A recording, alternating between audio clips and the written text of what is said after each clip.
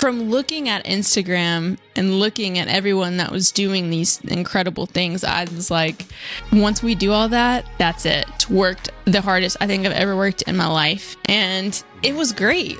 But by the end of it, I was so tired and so burnt out. You put in all this effort, you went like balls to the wall, and it worked. Mm-hmm. And so it's not like you could say, oh, well, I tried and it didn't happen, so oh well. It's like I tried and it worked. But is it sustainable? Today I'm speaking with Adalenne Hatcher from Cine Garden about her journey from getting kicked off YouTube at 10 years old to running a successful wedding film business. We discuss creative fulfillment, navigating the complexities of working alongside your significant other, and we both share our experiences of how we are currently recovering from burnout. There is nothing better than telling an actual story instead of just recapping an event that's just like any other event. My name is Ben, and this is Make Better Wedding Films.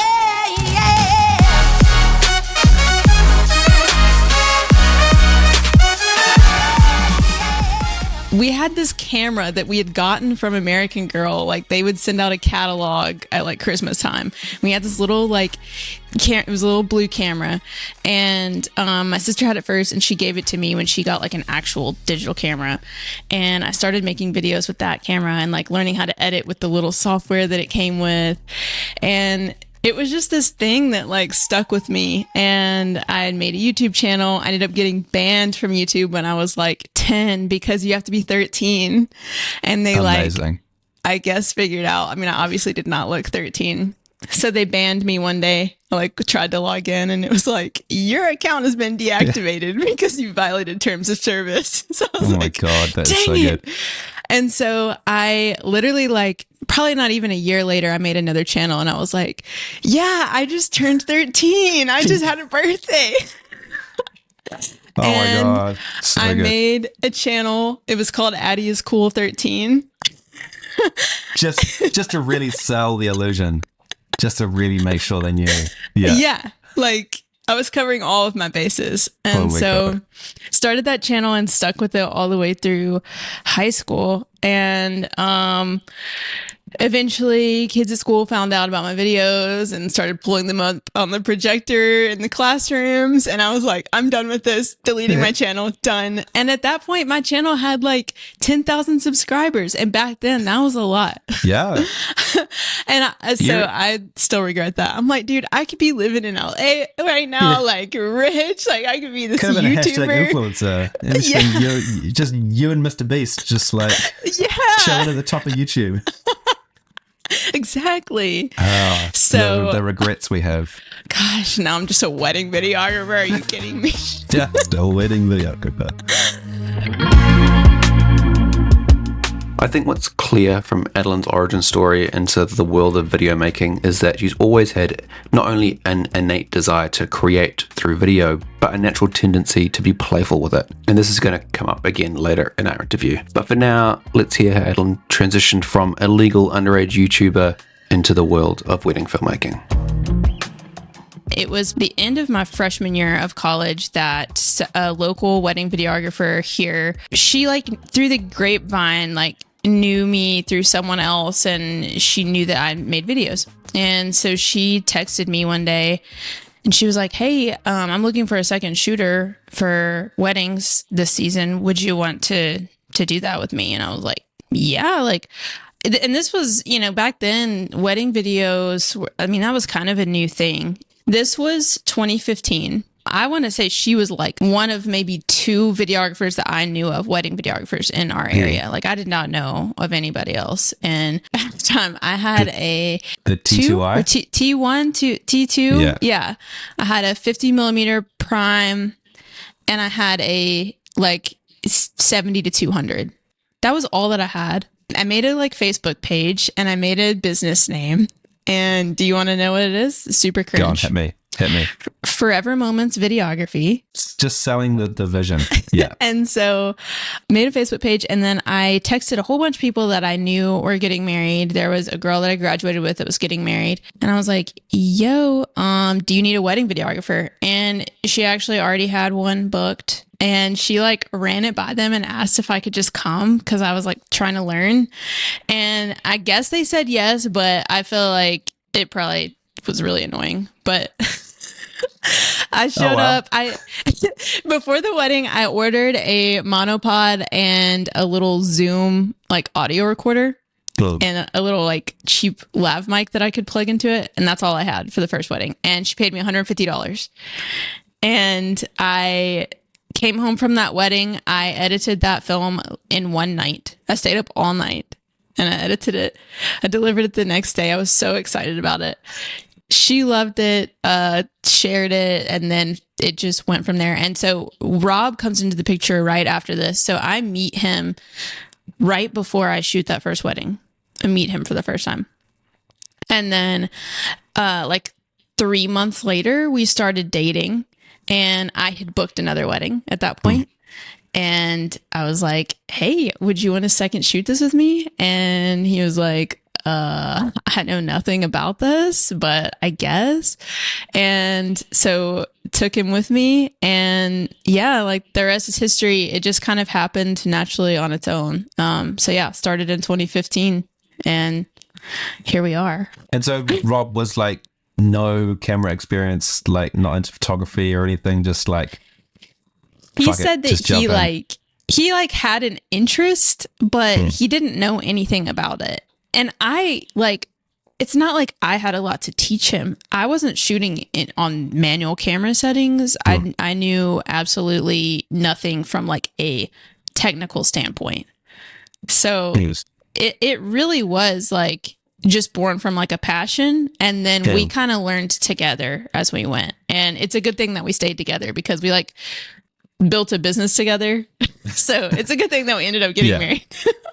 We did have a lot of leeway back then to kind of just like figure things out as we went. It's not like jumping in today. There's high standards and expectations now, and it's just like information overload. And not just from like wedding filmmakers seeing what's around, also couples seeing what like the just general baseline standard is. So you either sort of step up to that or you're going to disappoint people. Whereas back in 2015, people were like, wedding video, that's a camera at the back of the church, right? So like anything more than that is like mind-blowing. Exactly. You know? It's like, what's this shallow depth of field? What? 6-bit color? What? 6-bit. Mate, those T2Is were just, they're gold. You guys have obviously gone on a bit of a journey, like learning together, building the business. And so what's been that journey like, and have you guys slotted into quite distinct roles? Well, it's actually changed quite a bit. So in the beginning, like I said, we were both just kind of learning, and I was always like the only editor, and we were both still in college, so it just slowly built over time, and we would slowly add more pieces of gear and like eventually switch to Sony, and like and we built up more clients. Like I think we started that. So in 2016, we had like 4 or 5 weddings. And the next year we had like 10 or 12. And the next year we had like 15 to 17 and then so on. It was a very like natural growth. And as far as like our roles went, like I said, I was always the main editor or the only editor. And then he was basically just a second shooter role.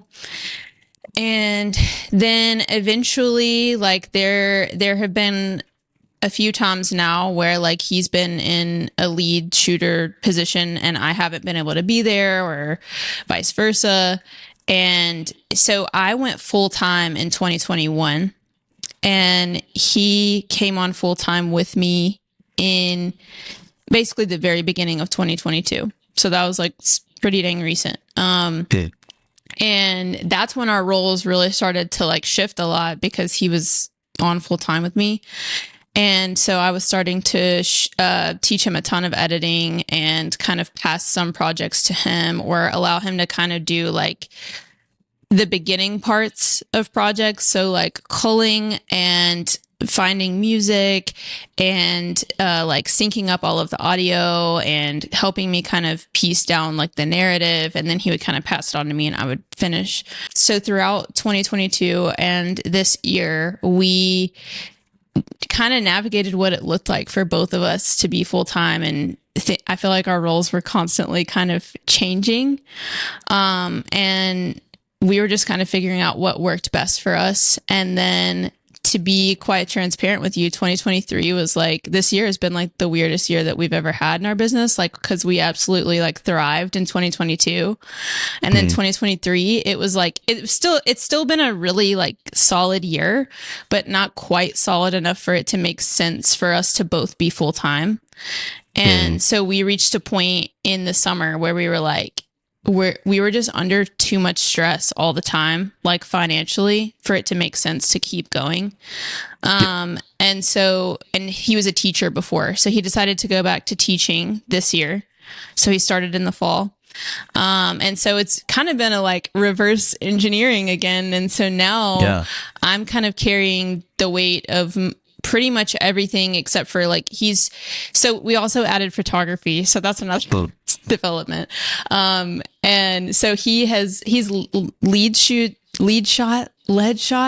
How do you grammar? I don't understand how to say that. Shot? He has lead shot. He is a lead shot. Why is that so hard? Fucking English, the best language. Yeah. So yeah, he has led a little bit for video, and then I've led photo, and but as far as editing goes, it's been all me, social media, all me, because he's working full time again. And so that's been interesting, and that has really shifted, I feel like, my mindset on what I want to do going forward with our business. Just being very intentional and really raising the bar on our work, accepting a very small amount of weddings, and just continuing to elevate our brand and get it like niched down to where we want it to be. And I feel like that's just a journey that we're all kind of on, and I don't know if we'll ever not be on that journey. Yeah, this is the thing. Because like when we were in those early days, the idea of like niching down and finding a client wasn't really a thing. We were just like mucking around with 50mm lenses, like having our minds blown by shallow depth of field.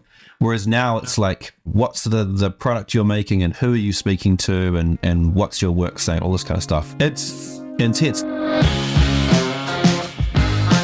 Evolving from hobbyist into full-time creative business owner is a difficult, complex, and confusing journey, with people's opinions and advice around every corner. As Adalenne was starting to feel the pressure of maintaining and growing the business, she sought out advice and guidance through education and mentoring in the hopes of attaining a vision that she thought she wanted: high-end destination weddings. But as the old saying goes, be careful what you wish for, because you might just get it.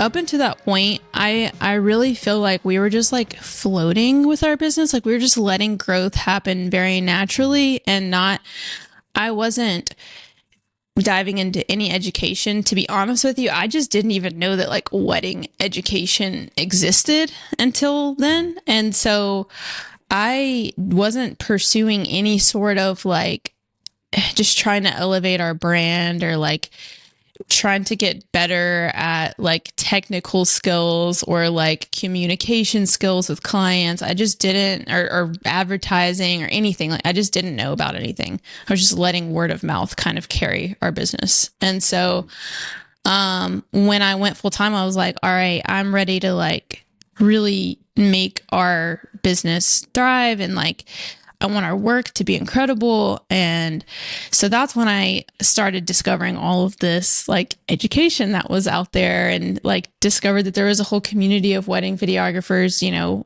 on Instagram and stuff that I could connect with. And at that point, I think I was posting on our Instagram like maybe once a month or once every 2 months or something. I really wasn't even on it. Like I was always just on my personal Instagram. And so yeah, at that point, I think we had maybe like 500 followers or something, and I wasn't paying attention to it. And so I started diving into education, and I discovered how all these people were doing destination weddings, and I was like, I have to do that. Like I'd always been passionate about traveling, and like it was my dream to travel. And and I was teaching at the time, so it's not like we could just like up and leave whenever. And so, but I wanted to start pushing our business like that direction so that when he did come on full time, we could just leave whenever. So dove into all of that. And by December, he was full time with me. And then, I decided to do mentorships. And so I did a mentorship with Boomer and Sarah, Multiply Media. And then I did one.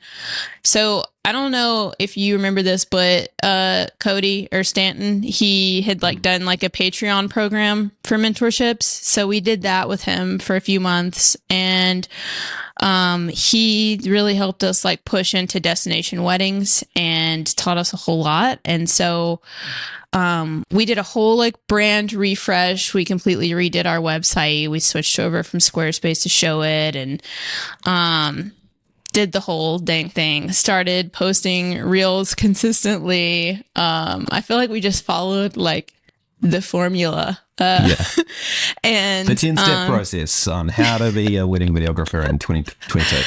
Yes. And so just dove in head first, worked the hardest I think I've ever worked in my life in 2022. I feel like I didn't have a life outside of our business. But I mean, everything that we did, I feel like really pushed us like to where we wanted to be. And like, just, it's kind of unbelievable when I look back on it. And when you're in the middle of all of it, it doesn't feel, I don't know. It's weird because you like put like destination weddings and like luxury weddings on this like pedestal when you're not doing them yet. And you think this is going to feel like this when I'm there. Like it's going to feel so great and I'm going to feel like I've made it and that'll be it. Trap, like, right? Yeah, that'll I'm be it. good. I'll be happy when, if you're ever thinking I'll be happy when I get X, false. That's bugging wrong. It's just not true. The goalpost always moves. It always moves. It does. And so we went from 0 destination weddings to 6 within, I mean, it was less than 6 months that we'd booked all of them. And so in 2022, we went to New York, Iceland, Mexico, Sequoia National Park, Italy, Switzerland. I was going to say, it's sort of Italian Lake Como wedding on your page as well. Yeah. So you got around.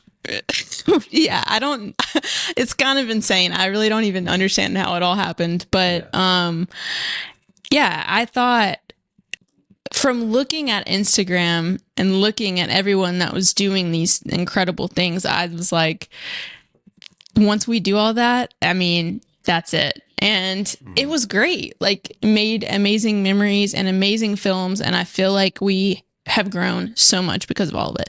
But by the end of it, I was so tired and so burnt out. And 2022, just like this year, I was starting to dread traveling. This is the thing, is that like, this is the slightly sinister part of all of this, because it's like, you put in all this effort, you went like balls to the wall, and it worked, and you got what you were wanting.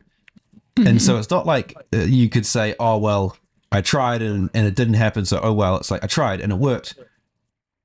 But is it sustainable? Like, can I keep doing this? Whatever. Like, where am I now? What do I do now?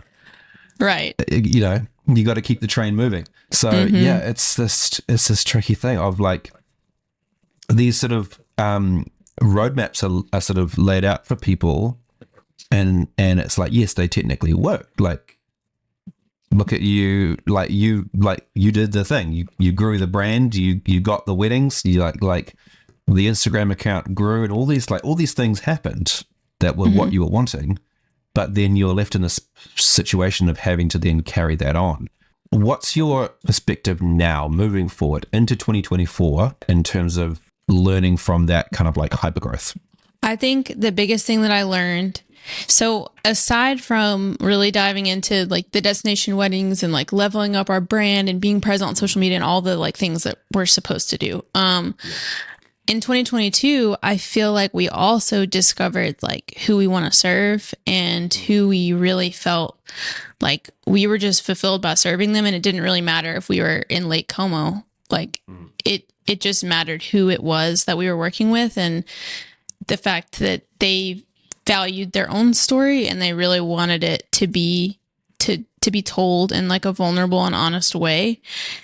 And so I feel like we really learned that in 2022. And so going forward this year, I feel like we really just started leaning more and more and more into the story side of things, and like really learning to just connect with our couples. And it doesn't mean you need to be best friends with them. Like, you're not going to be, and some of them, it's not going to be such a natural progression of like a friendship or anything like that. But some people it will. I feel like I've just learned that there is nothing better than telling an actual story instead of just recapping an event that's just like any other event. Leaning into what happens before that, and leaning into what they look forward to and what comes after that. That is where I felt like I wanted to live with our business. Looking at some of your work, whether the wedding is in Lake Como or it's a couple in a bedroom, it's about the story. And so how do you communicate that side of your work to your ideal couple? How are you transitioning into, I guess, making that a primary kind of selling point for what it is that you do and what you offer? We really just try to start from the very, very beginning. So, when someone inquires with us and sends an email, I never send like a templated like response. I've even tried like I feel so seen. I've even tried, this year to start responding like with a video. Like, I take a video on my phone and like just say, hey, like, I'm so glad you reached out. I saw that you like wrote that this is what's important to you with your film. I feel like we really align. I just try to give them a very personal response. So whether it's through video or through a written email, I just let them know that I did read everything that you wrote. And like, I'm going to find whatever pieces within that I can relate to and respond to. And I'm going to do that. I feel like some people will say it's better for you to just keep it simple because people don't want to read that much, or like people don't like big blocks of text. So don't respond. That's why people ghost you, because you send too long of response or whatever. I'm like, the people that I want to work with aren't going to ghost. Like, they're looking for what we offer. And I'm done worrying about the people that are looking for something different, or they don't want to read an email because it's too personal or whatever. So it starts from the very beginning. And then, when we get on our like consultation calls with our couples, I feel like we talk a whole lot less about the wedding and what it's going to look like, and a whole lot more about just like their history and what their life looks like now. And like, we just get to know them. It's like just a double date with a couple. What would you talk to them about over dinner? Same kind of atmosphere on the call. And we'll get to the wedding stuff at the end. We'll get to the video stuff at the end. I just feel like we make a conscious effort to just actually get to know them a little bit, and then also share a little bit about us too. And I don't know, it just doesn't feel, we don't let it feel too businessy. You know what I'm saying? It's a conversation.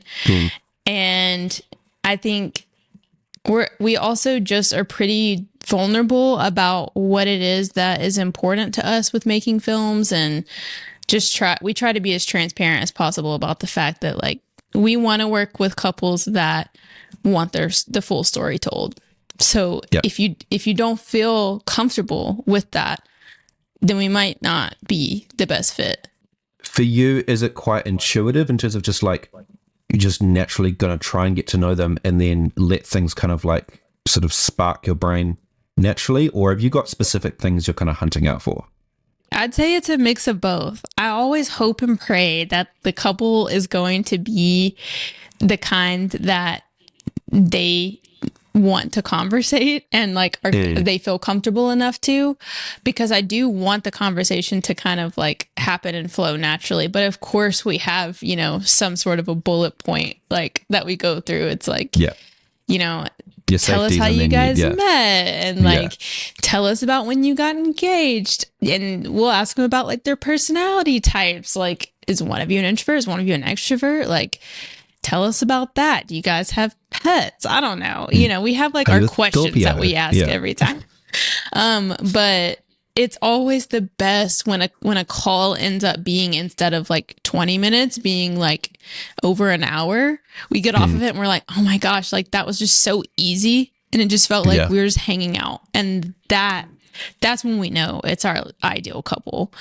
And that's not to say, I want to just give a little disclaimer, because I don't want people, like, I feel like every time I listen to like podcasts, I'm like, I get off of them and I'm like, man, I should be doing this. Like, dang it. Like, I've been doing it all wrong. I want to make a disclaimer that it doesn't look like, yes, we accept some weddings that just aren't the right fit, but it makes sense for us and our lifestyle. And like, we need the money, and it's going to be a good film. Maybe it'll be good for, maybe pieces of it will be good for our portfolio because of the venue or XYZ. So I don't want to be like, I don't know. I just want to give that disclaimer. Great. Thank you for the real talk, because this is the thing, is that, again, social media, everyone's projecting their curated experience. And when you're on a podcast like this, people are talking about what they're passionate about, and you're passionate about, you know, like the couples that click with you.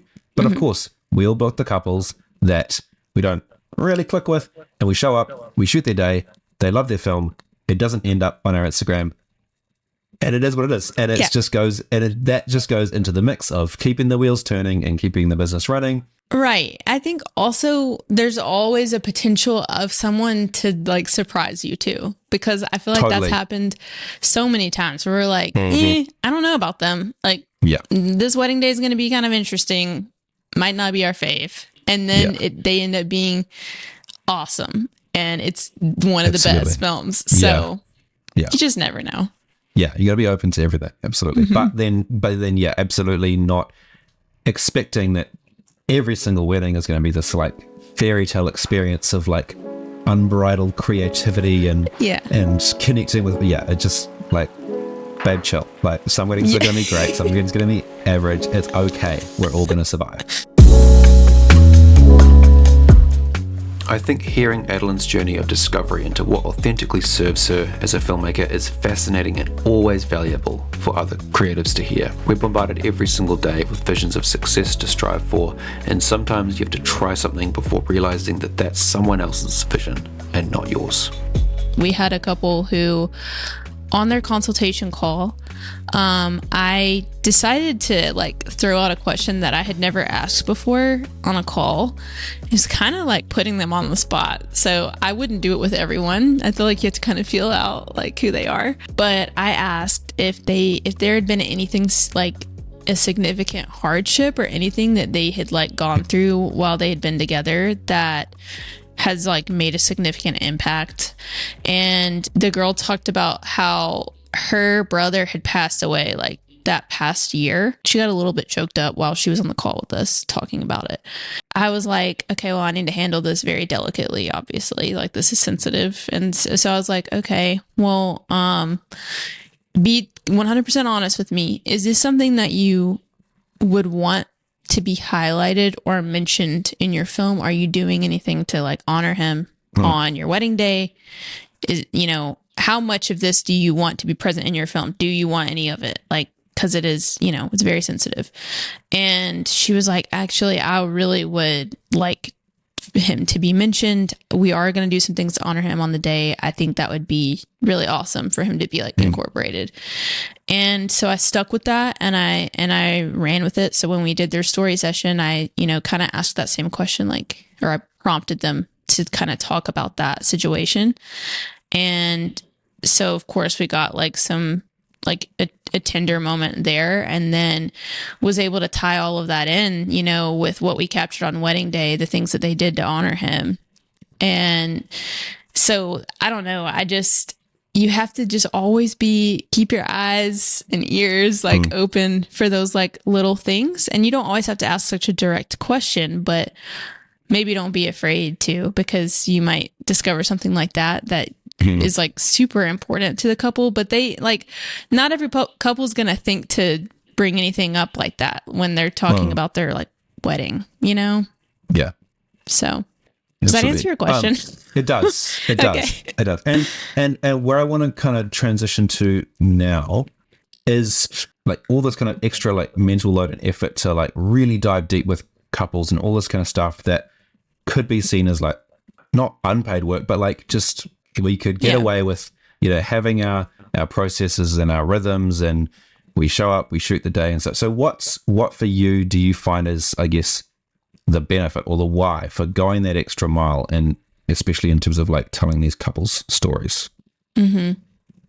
I think because it's always been a passion of my own to tell my own story and document my own life. And like I've been through some hardships in my life that made me really value telling a compelling story about my own hardships or triumphs, because I think as humans, like human to human, it's what we need from each other. And so even if you don't know someone very well, you can really connect with their like vulnerability through a video, like through their story being told. And it can actually like really, you know, change your perspective on something, or give you hope about something, or inspire you, or I don't know, like just reawaken something in you that you forgot was there.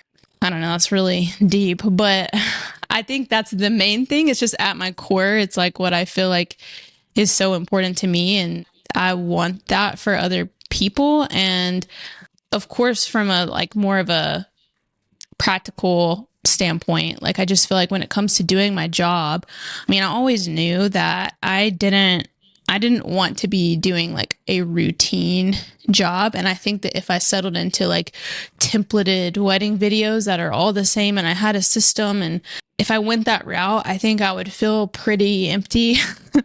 And even if I was making lots of money, the really lucrative route in the wedding industry, you don't necessarily have to tell a story. Like it really is just documenting a day really well to show how beautiful it was. It really doesn't have much to do with a story at all. And you can make a ton of money that way. But I think I would feel pretty empty if I did that. I don't know. I get this feeling when I, chase, you know, right? Yeah, like I'll be listening through all of the audio, and I'll hear a piece of audio that I'm like, that's going to be, you know, that's going to go here, or that's going to be like the cornerstone of this whole film. And there's like just a magic about that. Like it feels so exciting. But I think that it also comes with its drawbacks. Like you're saying, you are kind of doing free work. It's not the most lucrative thing to do, at least not right now, because we've been saying, like, I don't think it's super necessarily valued yet. I think it's kind of an underrated way to go with films. And I do just a lot of extra work, and like, I don't know, like I feel like I sometimes pour everything that I have into a film, and it doesn't necessarily always get received that well, whether it be on social media or whether it be by the couple. Like they'll receive it and say they love it and it's great, but maybe they send me like 2 sentences, or maybe they don't ever respond. That's happened too. And I'm like, I literally like everything I had, heart and soul into this film. Yeah, everything I had went into it. Because that's the thing. So this is why I asked that question, because like I know that feeling of like going above and beyond, like pouring your heart and soul, and then getting back like cool, thanks, kind of response. And it's like, I gave you everything. Literally. Poured all I had. Honestly, I feel the same. If you wanted a routine job, you would get a routine job, right? Like for some of us, we're doing this because it is like a creative outlet. It's creative freedom. It's the sort of like balance of hobby, creativity, but it's also our job. And because it's our job, we get to spend all day doing it.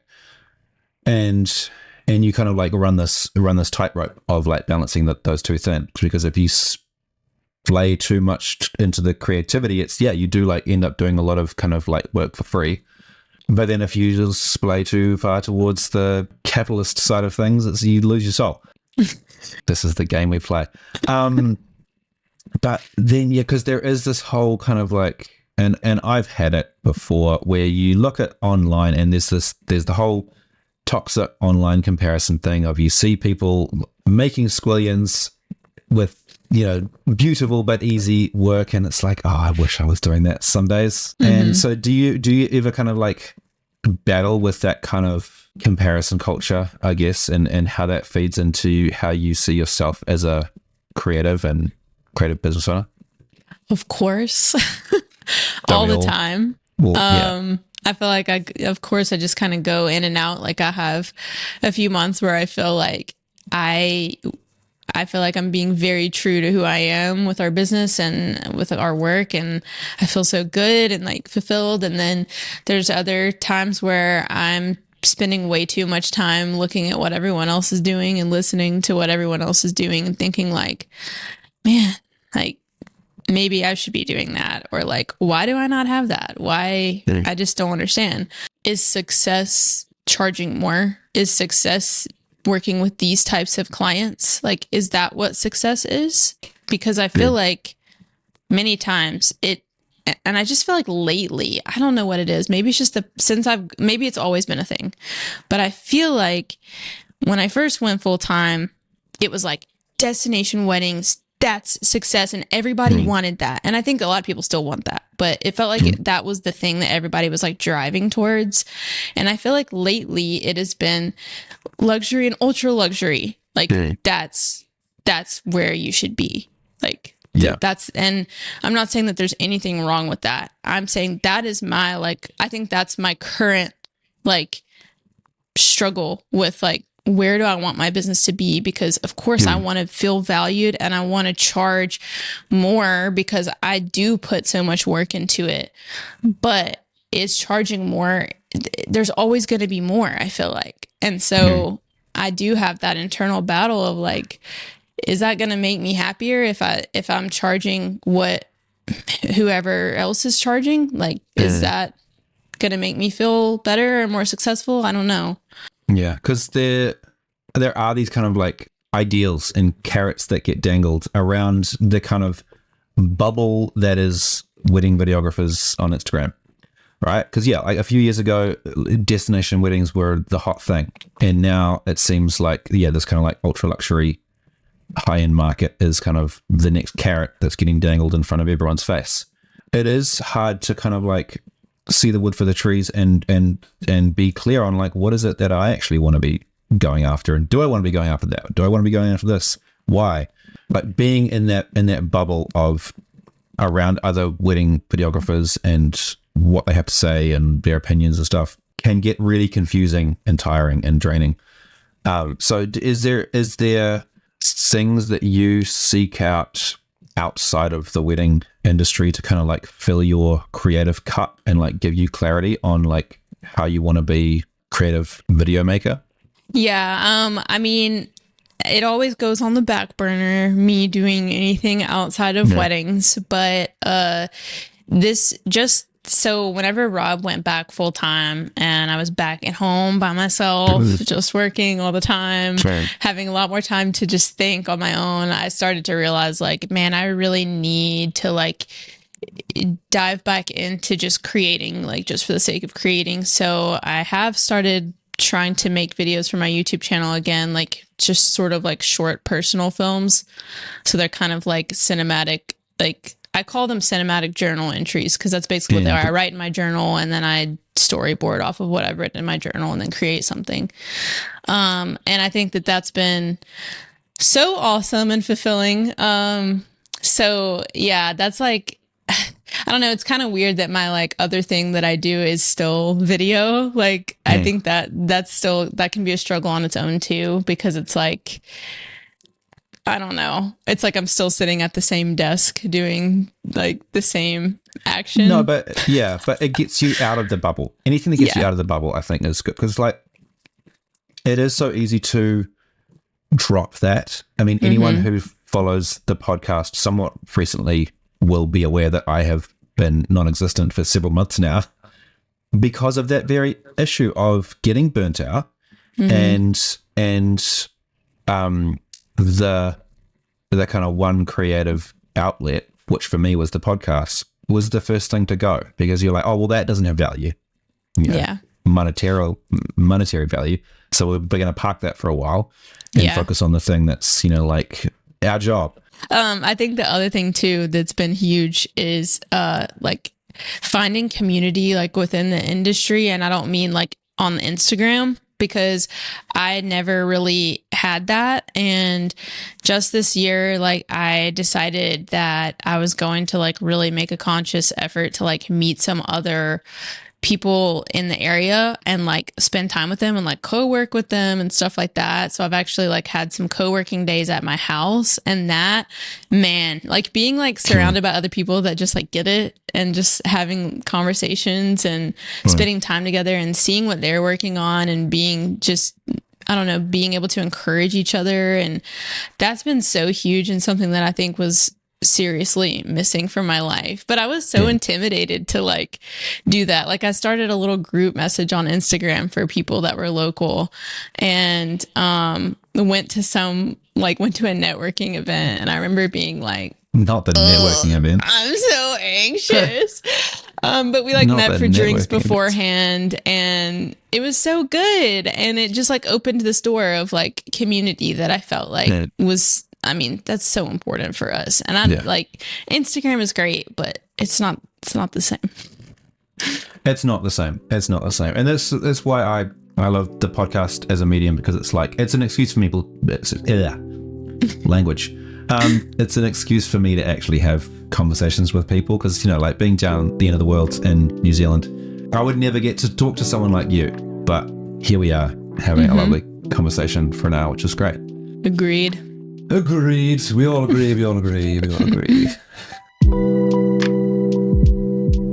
I want to kind of sort of talk now about like what's looking forward for you. Like, do you have grand plans? Is Rob going to be full-time again? Do we like, what's the sort of vision or non-vision that you have for things moving forward? Yeah, honestly, it's a great question, because I feel like last year I was so like, I had a vision and I had a path that we were on. And like I said, we were just working so dang hard to get there.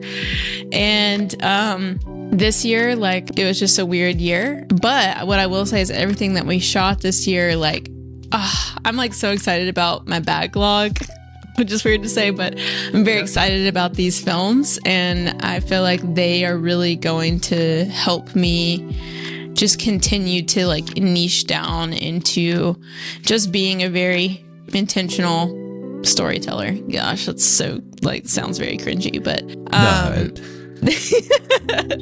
I just want to continue to like nurture that and be true to that like side of me that's so passionate about like really connecting and telling vulnerable stories. As far as Rob coming back on full time, it's really hard to say. I want to say that as of right now, I don't think that that's going to happen. He's actually really happy teaching, and he's coaching soccer again. So he's in a much better place mentally with all of that. Because I don't know, there's something to be said for having the grand plan, but then there's something else to be said for just like, I don't know, having a general intention and then just being open to see what happens. Having like the hyper control of like, this is what I'm doing and this is my 10-step plan, like we said before, can lead to burnout and lead to just getting way too tired. Exactly. Right? So I think leaving some room for intuition and being like, here's like generally some things that I would be interested in, but I'm going to listen to my body and listen to things and like just feel it out.